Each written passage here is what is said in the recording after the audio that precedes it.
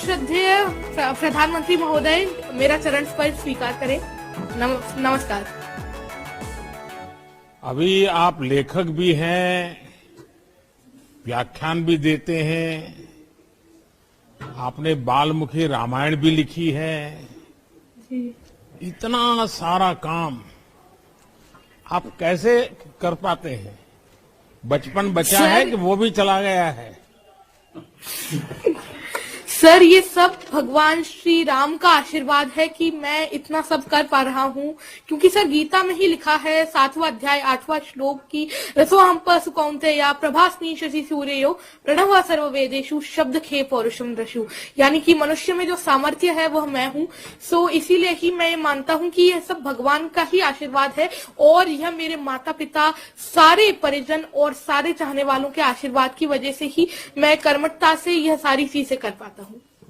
अच्छा, ये बताइए अभी कि रामायण में के संबंध में लिखने का ख्याल आपको सबसे पहले कब और कैसे आया?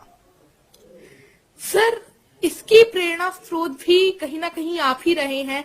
लॉकडाउन 2020 में जब हम सभी लोग, खासकर हम बच्चे, पूरी तरीके से हताश हो गए थे, तब आपने टीवी पर रामायण प्रसारित करवाई और जब मैंने रामायण देखी तो मैं रामायण से बहुत ज्यादा इंस्पायर हुआ, क्योंकि कहा जाता है knowledge is better caught not taught. मैंने पहले भी रामायण का श्रवण किया था, पठन किया था, परंतु जब मैंने रामायण को देखा तब मुझे लगा कि भगवान श्री राम का चरित्र आजकल हम बच्चे भूलते जा रहे हैं। सो इसीलिए ही मैंने यह बालमुखी रामायण 250 छंदों में लिखी, ताकि भगवान श्री राम ने रामायण के थ्रू जो आदर्श स्थापित किए हैं, जैसे कि रेस्पेक्ट, आजकल हम लोग पेशेंस बहुत ज्यादा खो देते हैं, तो पेशेंस, ओबीडियंस, तो ऐसे सारे आदर्श हम बच्चे इस रामायण से सीख सकते हैं, अपने जीवन में उतारकर एक आदर्श जीवन जी सकते हैं। और मैंने इस रामायण को 10 भागों में बांटा है। अगर आपकी आज्ञा हो तो इसके पहले भाग राम जन्म के कुछ छंद मैं आपके सामने प्रस्तुत करना चाहूंगा। सुनाइए। बिल्कुल, वह छंद ऐसे है। देवनान किए विनती जब हरिजन में माँ धरती पर, तब दशरथ के घर उत्सव आया, अवधपुरी में उल्लास था छाया। अवधराज के 4 दुलारे, राम लखन भरत शत्रुघ्न प्यारे, चारों कुमार अवध के प्राण, धीर वीर ज्ञानी बलवान। बहुत बहुत धन्यवाद सर। अच्छा, अभी आप रामायण में डूब गए, पिछले लॉकडाउन का आपने उपयोग कर लिया। रामायण में वो कौन सा पात्र है, कौन सा चरित्र है जो आप पर बहुत ही प्रभावी है, आप पर, आपकी उसके प्रति श्रद्धा बन गई है? सर, ऐसे तो एक ही है, मर्यादा पुरुषोत्तम भगवान श्री राम, क्योंकि आजकल के जीवन में जीने के लिए हमें जो भी आदर्श की जरूरत है, एक आदर्श इंसान को कैसा होना चाहिए, भगवान श्री राम ने त्रेता युग में ही वह सारी चीजें दर्शा दी थी। वह कैसे सबको साथ लेकर चलते थे, कितना धैर्य वह रखते थे और सबका कितना आदर करते थे। ऐसी काफी सारी चीजें हैं जो मुझे भगवान श्री राम से सीखने को मिलती हैं। सो ऐसे आदर्श तो मेरे भगवान श्री राम ही हैं। अभी परिवार में सब तंग आ जाते होंगे, दिन भर तुम्हें रामायण करते रहते होंगे, तो घर के सब लोग नाराज हो जाते होंगे। नहीं सर, सौभाग्य से मेरे माता पिता मुझे सबसे ज्यादा सपोर्ट करते हैं। बचपन से ही इन्हीं से मैंने रामायण, महाभारत, गीता, इन सब का चीज सुनी और श्रीमद् भागवतम में 7वें अध्याय में 7वें कैंटो में लिखा है कि जब हम कोई भी आदत बचपन से ही डेवलप कर लेते हैं तो वह हमारे साथ जीवन भर रहती है। तो घर में भी जैसे कोर्ट के अंदर वकील धाराओं का उपयोग करके लड़ाई लड़ते हैं, तो तुम भी घर में शास्त्रों का उपयोग करते लड़ाई लड़ते हो क्या?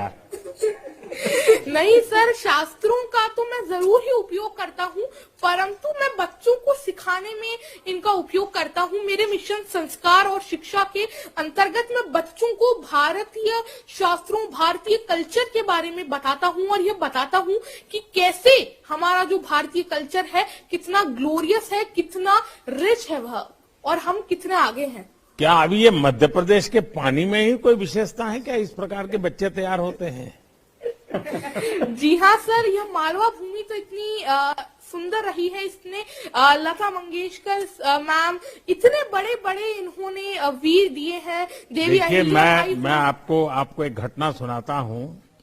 जी आपके एक मुख्यमंत्री उमा भारती जी मध्य प्रदेश की मुख्यमंत्री रही हैं। जी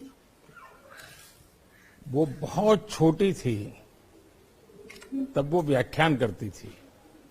जी तो गुजरात में अहमदाबाद में उनका मणिनगर इलाके में व्याख्यान था। आज से करीब 45-50 साल पुरानी बात है। अखबारों में बहुत चर्चा होती थी, तो हम भी सुनने के लिए चले गए। और मैं हैरान था, उतनी छोटी उम्र में जिस प्रकार से वो धारा प्रवाह वक्तव्य देती थी, जिस प्रकार से शास्त्रों का बहुत ही सटीक रूप में उल्लेख करती थी, संस्कृत बोल लेती थी, चौपाइयां गा लेती थी और अपनी बचपना की हरकतें भी करती थी मंच पे बैठे बैठे। मैं बहुत प्रभावित हुआ था। बहुत साल पहले की बात है, तब उनकी आयु बहुत छोटी थी। तो मुझे लगा कि शायद मध्य प्रदेश में ये कुछ ताकत ऐसी है कि सब इसी प्रकार के विद्वान लोग बचपन में ही तैयार हो जाते हैं। चलिए, आपके माताजी पिताजी को भी मैं प्रणाम करता हूं, ताकि उन्होंने आपको संस्कारित किया, आपको एक नई ऊर्जा दी। और बहुत कम माँ बाप होते हैं जो इस प्रकार के काम में बच्चे को जाने दे, वरना रोक लेंगे।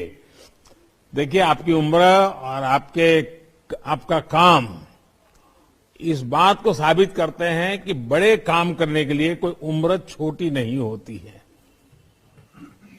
आप सिर्फ बच्चों के लिए नहीं, पूरे समाज के लिए एक प्रेरणा है। आप जो भी करें पूरा मन लगाकर करें, इस सोच के साथ करें कि मेरा काम देश को कैसे लाभ पहुंचा रहा है।